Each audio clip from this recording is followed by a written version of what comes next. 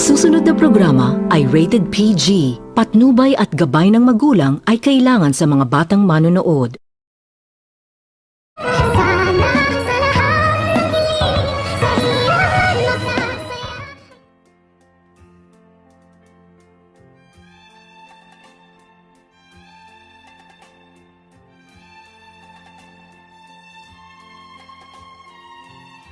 Pagkatapos nitong tawagan ni Lynette itong si Dr. Carlos upang alamin kung nasa mga kamay ba umano nito ni Dr. Carlos ang kanyang anak na itong si Annalyn dahil hindi pa umano ito nakauwi sa kanila at dito labis-labis naman din itong ikinatuwa ni Dr. Carlos at tama umano ang kanyang mga plano dahil si Annalyn umano ang kahinaan ni Lynette kung kaya tumawag na umano itong si Lynette at dito agad naman din itong sinabi ni Dr. Carlos kay Lynette na nasa kanya umano itong si Annalyn at sinabihan nito ni Dr. Carlos itong si Lynette na ibibigay lamang umano nito ni Dr. Carlos itong si Annalyn kapag makipagbalikan umano itong si Lynette sa kanya kung kaya't agad naman din itong kinausap ni Lynette itong si Dr. Tanyag at sinabi nito ni Lynette kay Dr. Tanyag na sasagutin umano nito ni Lynette itong si Dr. Carlos na makipagbalikan sa kanya alang-alang umano sa kanilang anak na itong si Annalyn kung kaya't agad naman din itong sinabihan Dr. Tanyag itong si Lynette na mag-iingat umano ito dahil alam umano nila na isa umanong tuso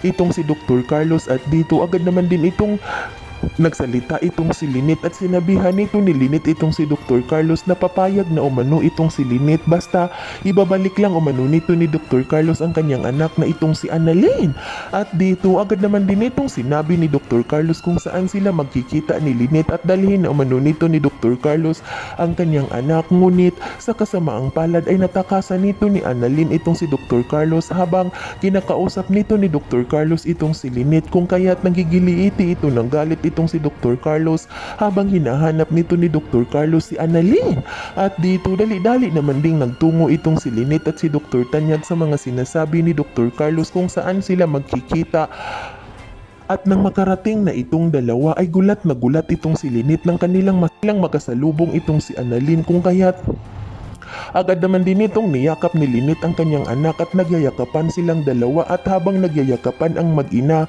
ay bigla naman ding dumating itong si Dr. Carlos at sinabihan nito ni Dr. Carlos itong si Lynette na lumapit na umano ito sa kanya dahil kaharap na umano nito ni Lynette itong si Annalyn at dito agad naman din itong sinabihan ni Annalyn ang kanyang ina na nakatakas umano itong si Annalyn kung kaya't wala umano itong dahilan na makipagbalikan pa umano itong si Lynette kay Dr. Carlos kung kaya't nagigiliiti naman din ito ng galit itong si Dr. Carlos at dito agad naman din itong niyakap ni Dr. Tanyag ang kanyang mga mahal sa buhay at sinabihan nito ni Dr. Tanyag itong si Dr. Carlos na wag umano nitong saktan ni Dr. Carlos ang mga mahal sa buhay ni Dr. Tanyag dahil mananagot umano itong si Dr. Carlos kay Dr. Tanyag at hindi na umano papayag pa itong si Dr. Tanyag na sasaktan umano nito ni Dr. Carlos ang kanyang anak at ang kanyang babaeng minamahal na itong si Lynette. Yan ay ating aabangan sa susunod pa na pangyayari sa kaganapang ito ng abot kamay na pangarap.